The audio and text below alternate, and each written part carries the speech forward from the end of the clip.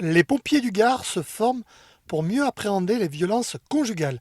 Le Centre d'information sur le droit des femmes et des familles est venu à la caserne de Nîmes-Saint-Césaire pour sensibiliser les premiers intervenants à pareille situation.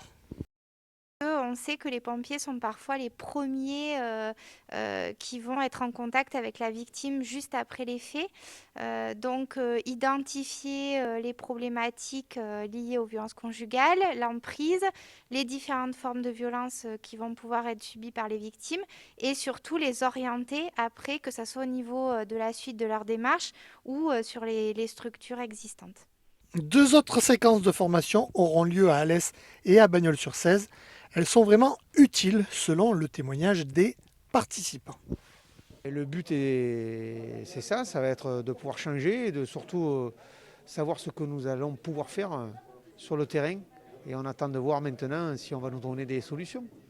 En 2020, 102 femmes ont été tuées en France suite à des violences avec leur mari, partenaire ou ex-compagnon.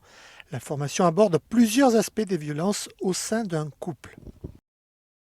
Souvent, on se trouve démunis, on n'a pas forcément les bons mots face à ces femmes. Je vais employer le terme de femmes, on a vu qu'elles étaient majoritairement victimes de ces violences.